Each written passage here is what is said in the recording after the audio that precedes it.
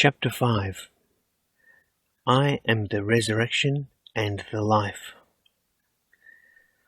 An Easter thought. All nature is feeling the approach of a new Easter day, the day of resurrection, a commemoration of the rising from the tomb of our dear Lord and Master, Christ Jesus, and a promise of that annual rebirth or coming back into manifestation of the life that was dead and buried in the dark and cold of winter. That ever-recurring and necessary period when the soul of things retires deep within to its source for rest and assimilation, and a renewal of power for additional experience. We ask you to realize with us that all humanity is a part of nature, is as much a part as are the trees, the flowers, the grass, and the fruit of the vegetable kingdom. And while seemingly we do not die yearly and give up our bodies, our outer vestments, as do many of the members of that kingdom, yet in reality, in the indrawing of the life so evident there, man, being a part of nature, must be similarly affected, and at least in his feeling or emotional nature, must in very truth enter the dark, cold, dreary state of winter, along with all that of which he is a part, and his soul, together with the universal soul, go back to its heavenly home, and there renew and restore itself with the life of God, and prepare to come forth with greater vigor and intention to express that life.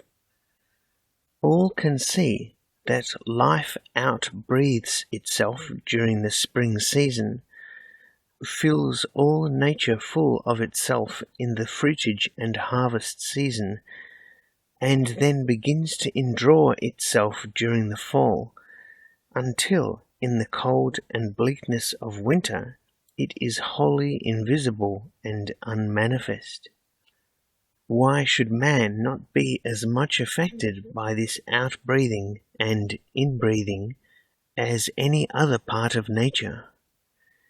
And if he is unconscious of such change going on within himself, is it not because it is so common and natural a change that his attention has never been called to it? Perhaps this will account for the discouragement, the depression, the despair, the seeming uselessness of living, experienced by so many sensitive ones during the winter months. And it may cause all who read to take a deeper interest in that mysterious life working in their bodies, preparing to unfold itself in the springtime into a new and higher phase of expression.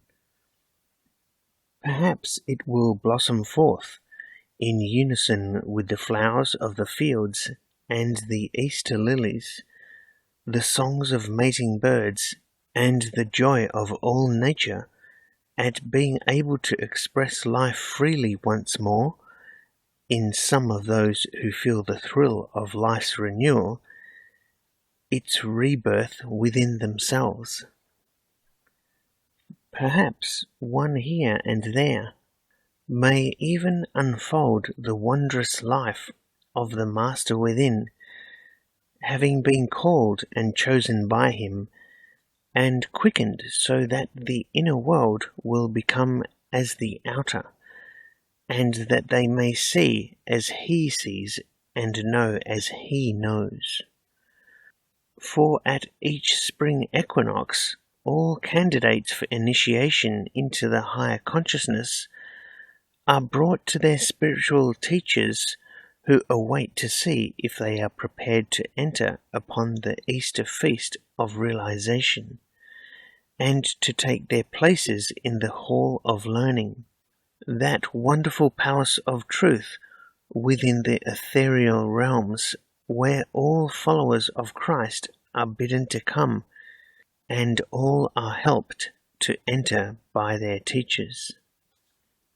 This being the renewing and restoring period when life pushes itself forth into larger molds for wider expression, naturally gives opportunity for all those who have cooperated with it and who seek no longer to interfere. Such are approaching discipleship, and at Easter time may blossom forth, even as the pure white Easter lilies, fitting symbols of those who have attained their full growth. While we are dealing with and helping to prepare disciples for this great ordeal, do not forget that all is leading up to that far greater initiation, the crucifixion of the lower nature, the death of the self in preparation for its resurrection from the tomb of matter as the glorified Christ self.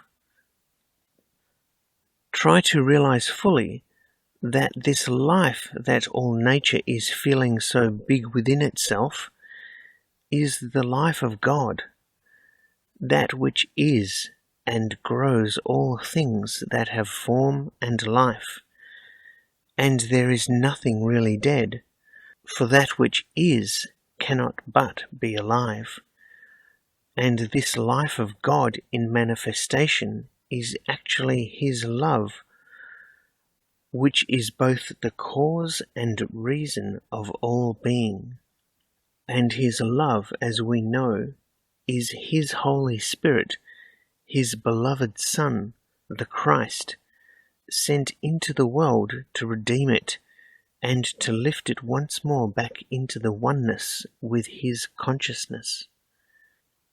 Therefore, the yearly crucifixion and resurrection we see and feel in nature are but to recall to us and definitely to show us what our great exemplar and master taught by his life and words, that if we would follow him, we must go through the same crucifixion of self to win the resurrection of Christ, must express in our life the fullness of his life within us, which is the life of God, our Father, unfolding us to the same fruitage he manifested in Jesus.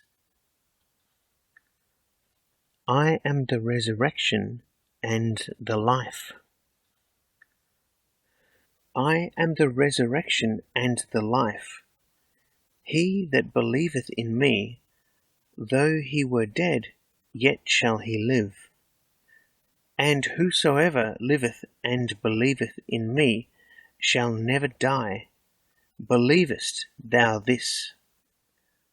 John 11:25. In the above words, and in the whole of the 11th chapter of John, is plainly pictured a mighty truth.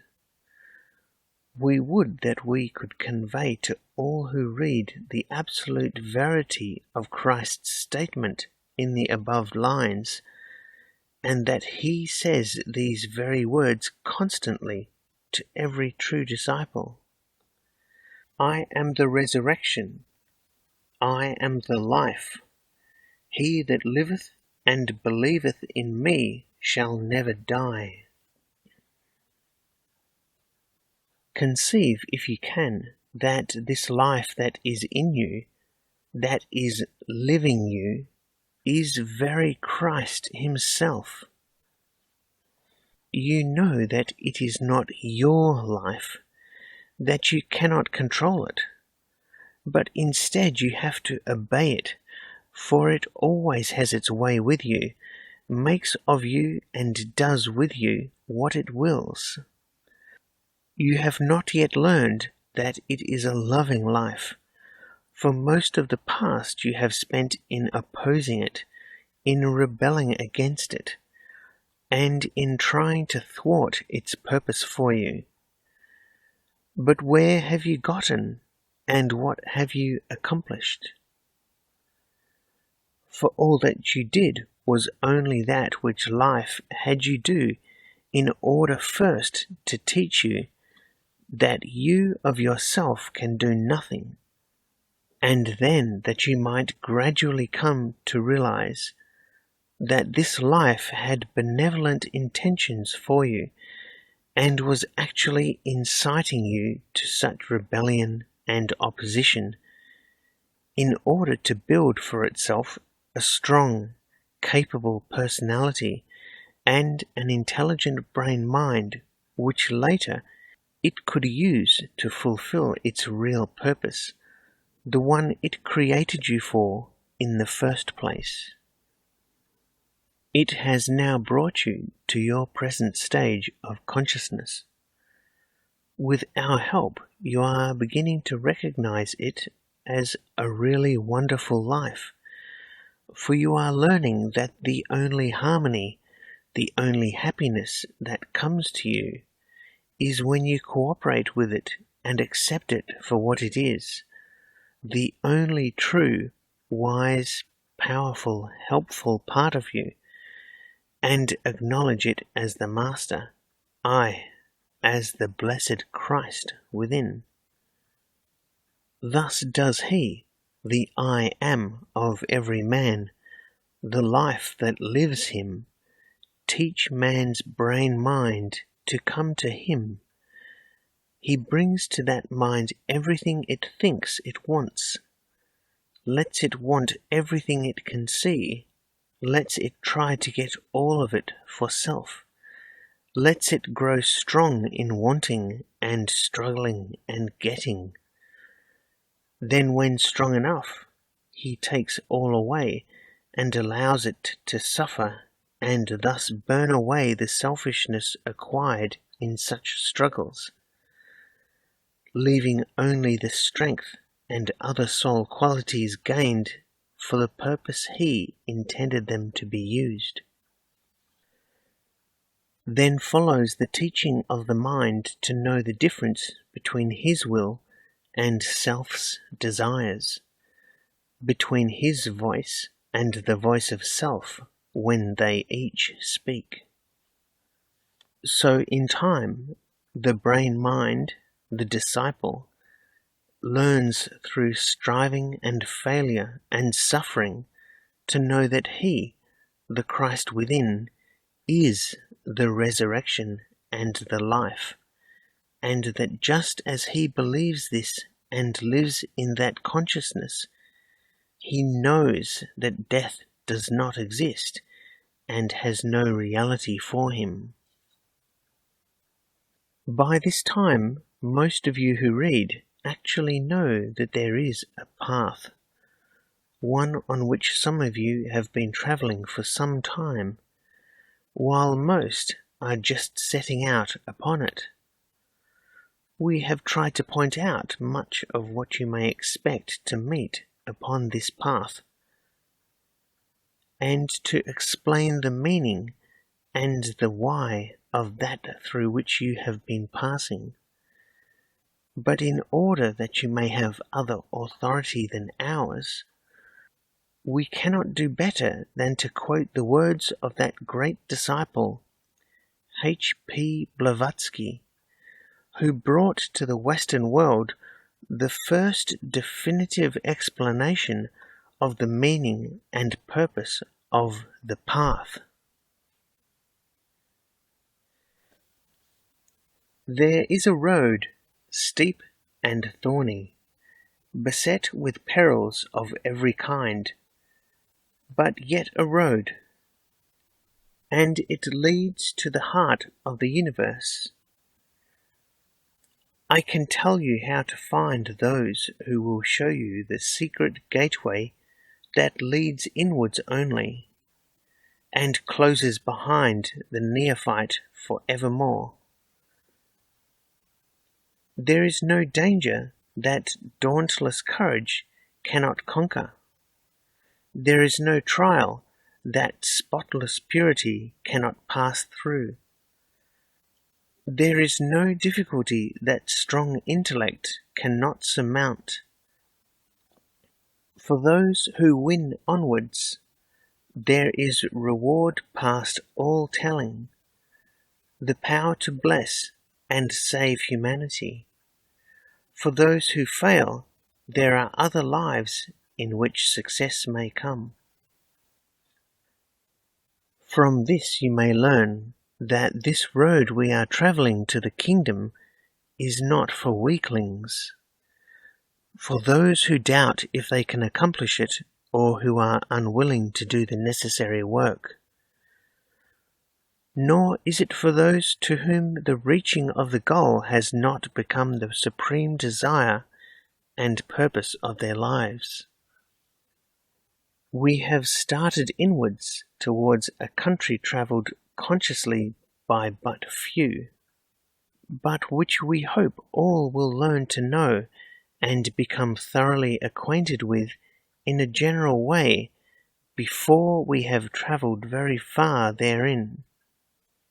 We mean the country of the mind, and in the previous chapter we pointed out what was the necessary equipment to help you pass through it intelligently, quickly, and easily. To prepare you for this journey, we have repeatedly sought to show that those who did not strive faithfully and determinedly to discipline and control their mental faculties would find themselves shortly dropping out because of not being able to keep pace with their better equipped comrades. All this is said, and so often repeated, not to discourage anyone, but with the hope that it will inspire all aspirants not to let anything in their own natures or in the conditions surrounding them prevent their continuing the journey. For their souls intend that they accompany us, the proof being that their hearts sanctioned it when responding to the call of "Seek ye first the kingdom." So can you not see that what alone will prevent will be the lower animal self prevailing upon the mind with such specious arguments as, "It will be too hard work, will take too much of your time, and you know you are not ready for it anyway"? For those minds which listen to and heed such temptations, it were indeed best that they drop out. But for those who set their teeth together when hearing and recognizing such testings, and grow all the more determined to embrace this opportunity and never to turn back, a reward past all telling awaits, the power to save and bless humanity.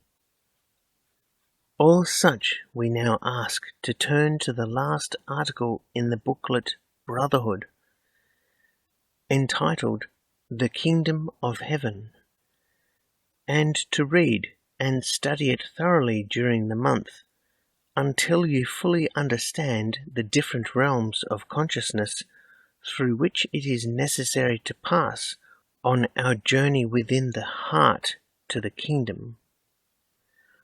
This understanding is vitally necessary in order that all may become well acquainted intellectually with the inner planes of being, so that when you enter them consciously or in dreams or visions, you will comprehend the significance of all that you see, and it will not be as if entering a strange country. Healing. Would you heal yourself quickly and perfectly of every inharmony of body, mind, and affairs? Then follow faithfully and continuously the suggestions given below, and such health and harmony will be yours. Realize that it is actually God, I am, Who is living in this body you call your body? Who is walking around in it, doing in it what you do, and causing your brain mind to think and your mouth to say what you think and say? For have you any life, any power, any mind, any intelligence of your own apart from His life, His will, His mind?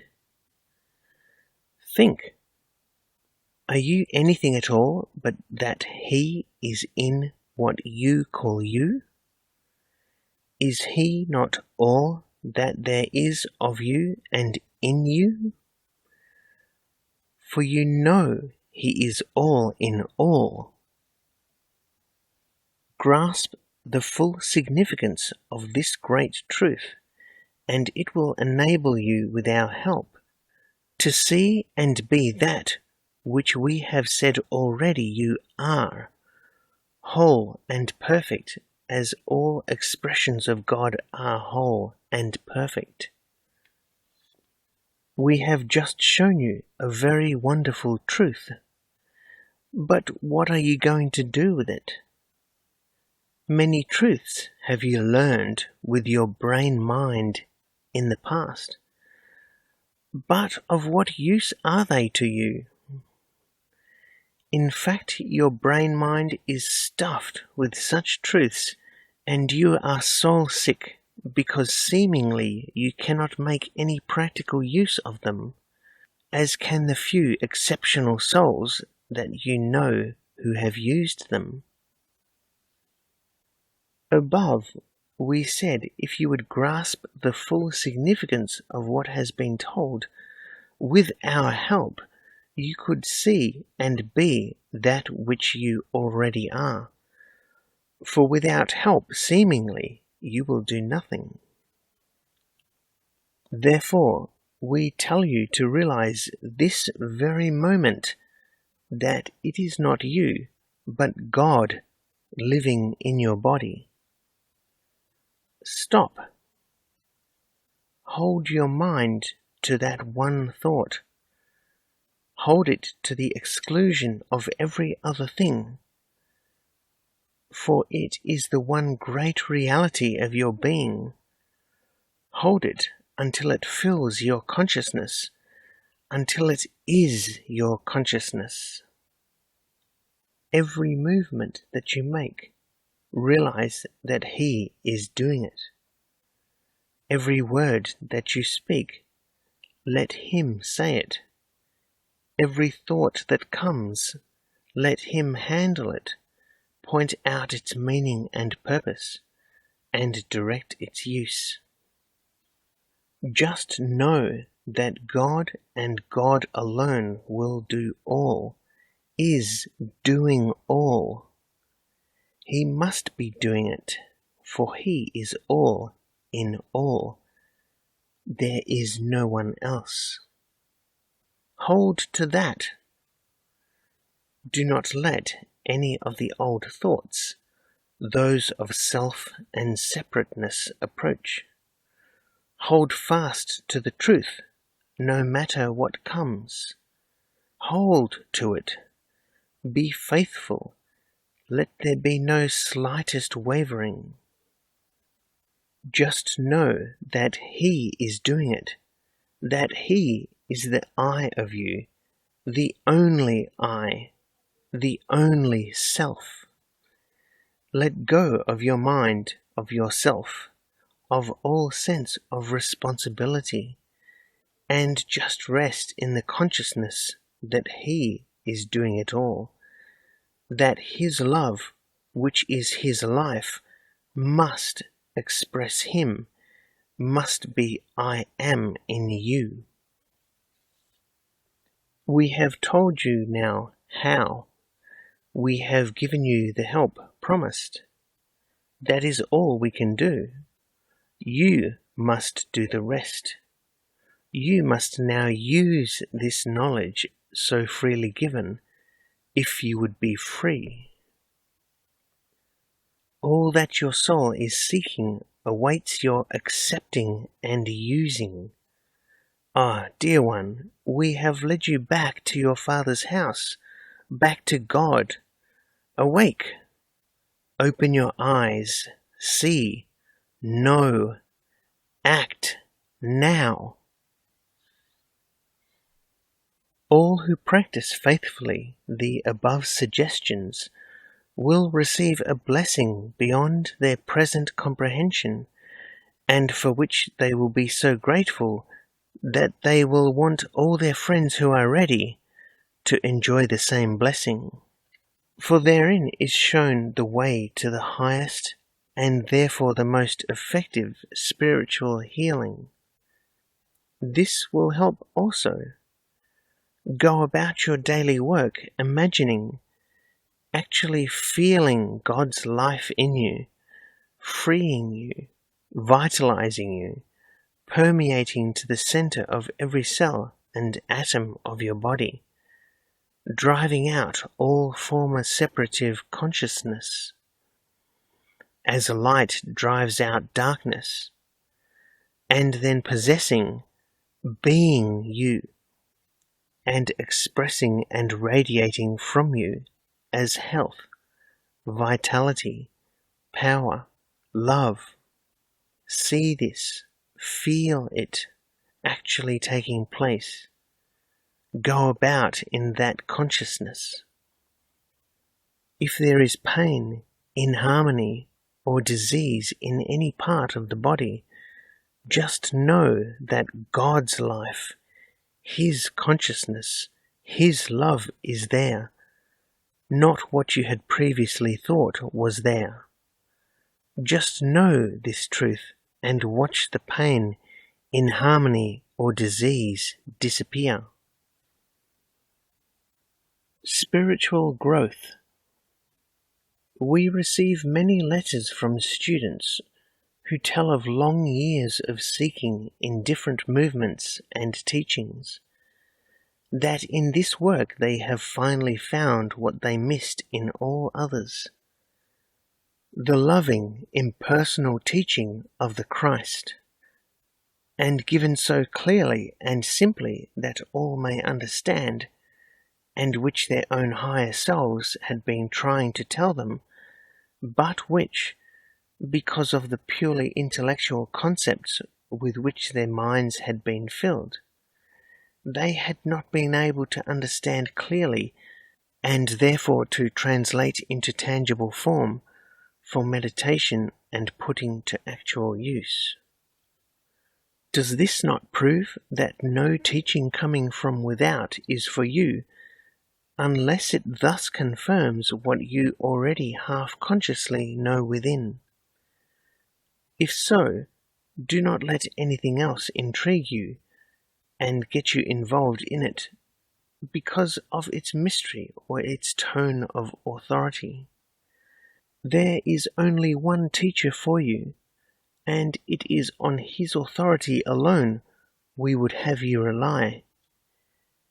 Hence, by listening to and following only those teachings that turn you always within to him for his approval, when in doubt, will you gradually but surely learn to know his voice and his will for you with certainty, as you determinedly strive to give over to him all your old ideas and desires, so that they no longer interfere.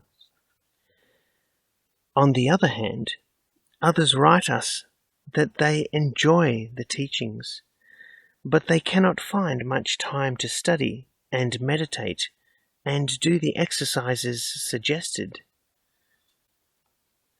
These undoubtedly feel in their hearts that there is much of real value awaiting them, when they can compel their minds to take advantage of the opportunity thus afforded.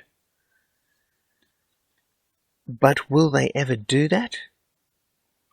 Such evidently are not yet ready, are not really in earnest about finding the kingdom. There is too much without that is still interesting and holding them back from their soul's desire. We mention these things in order to let you see the different stages on the path of the various seekers. Some of you who read, perhaps, may recognize yourselves among those mentioned, but know that everyone goes through all these stages and eventually arrives at the deeply in earnest stage of discipleship. Many wonder what is spiritual growth. Wherein is it different from the so-called intellectual apprehension of truth? And also what causes such growth? That is rather hard to understand, for the greatest growth is not when the personality is striving the hardest, but when it is suffering the most.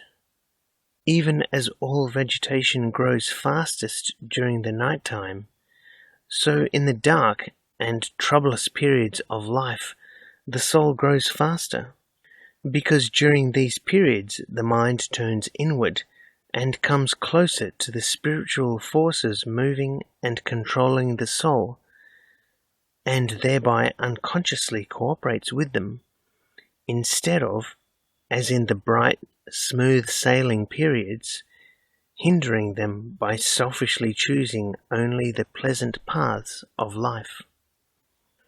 When one has learned truly to cooperate with life and nature, a definite and highly important point on the path has been reached.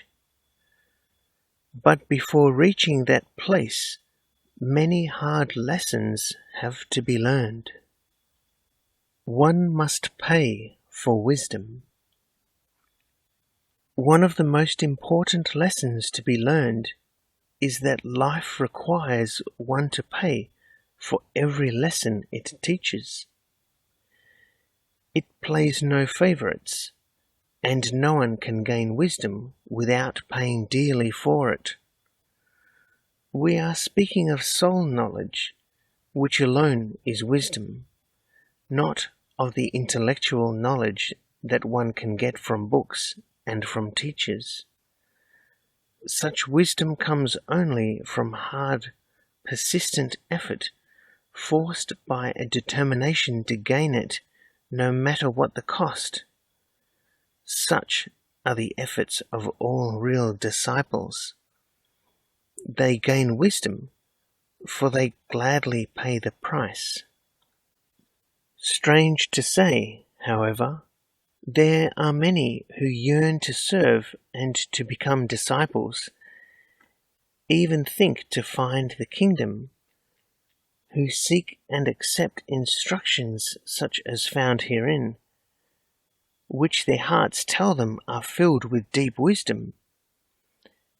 Yet back in their minds they hope they may not be called upon to pay, either in money, which is the least and easiest thing they can pay, or in the sustained effort of definite mental work, which they certainly not only will be asked, but will be constantly pressed to pay if they continue on their quest with us.